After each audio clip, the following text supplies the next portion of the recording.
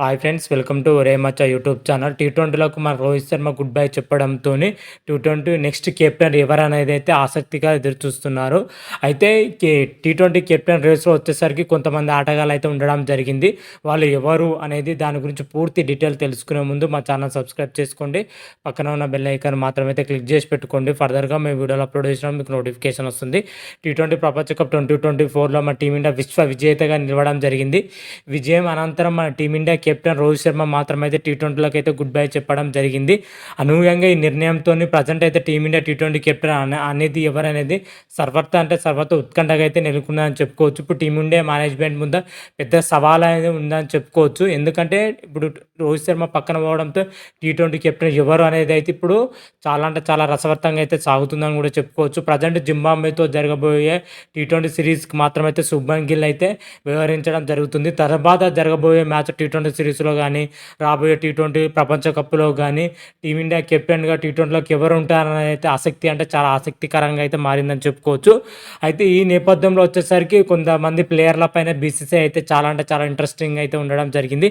వీళ్ళు కూడా ఐపీఎల్లో అద్భుతంగా రాణించడం జరిగింది కెప్టెన్ పొజిషన్లో. అందుకే వీళ్ళు నలుగురులకు ఒకరికి ఛాయిస్ దొక్కే అవకాశం అయితే గట్టిగా కనిపిస్తున్నాయి. ఆ నలుగురు ఎవరు అనేది అయితే జస్ప్రీత్ బుమ్రా, హార్దిక్ పాండ్యా, సూర్యకుమార్ యాదవ్, రిషబ్ పంత్లకు కెప్టెన్ రేస్లో అయితే వీళ్ళు నలుగురు ముందుండడం జరిగింది. ముఖ్యంగా ఎక్కువ హార్దిక్ పాండ్యాకే ఛాయిస్ దొరికే అవకాశం అయితే దండిగాని కనిపిస్తున్నాయి. ఎందుకంటే టీ20 ప్రపంచ కప్ 2024లో మన హార్దిక్ పాండ్యా వచ్చేసరికి వైస్ కెప్టెన్గా వ్యవహరించడం జరిగింది. ఆ టీ20 ప్రపంచ కప్లో హార్దిక్ పాండ్యా బౌలింగ్తో పాటు బ్యాటింగ్లో కూడా రాణించడం జరిగింది. అన్ని విభాగాల్లో సమిష్టిగా అయితే రాణించడం జరిగింది హార్దిక్ పాండ్యా. అదేవిధంగా రోహిత్ శర్మ పక్కన పెట్టడం, టీ20 గుడ్ బై చెప్పడంతో హార్దిక్ పాండ్యాకు 100%లో 80% దాకా హార్దిక్ పాండ్యాకే టీ20 కెప్టెన్గా ఛాయిస్ దొరికే అవకాశం అయితే కనిపిస్తుంది.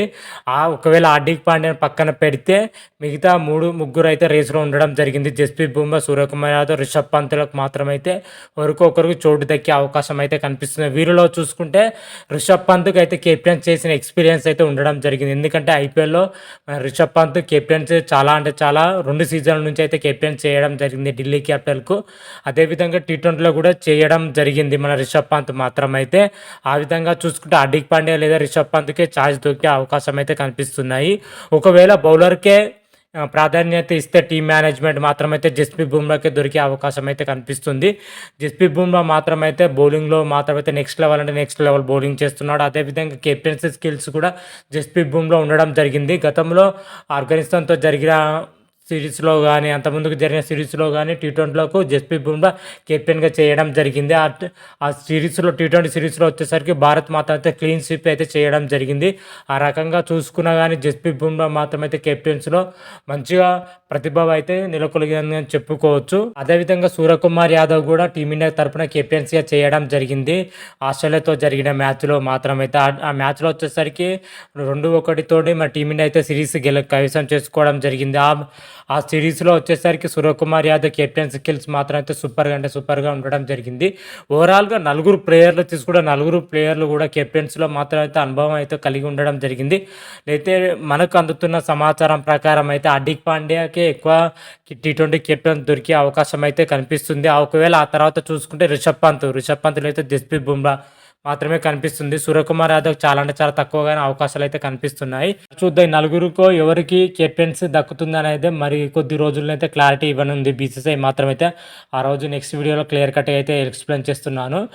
అదేవిధంగా ఈ నలుగురిలో ఎవరు టీమిండియా కెప్టెన్ అయితే తదుపరి సిరీస్లో బాగుంటుంది అనేది అయితే కామెంట్ చేయండి. అంతవరకు మీకు ఈ వీడియోగా నచ్చినట్టయితే లైక్ చేయండి, షేర్ చేయండి. మరిన్ని వీడియోల కోసం మా ఛానల్ సబ్స్క్రైబ్ చేసుకోండి.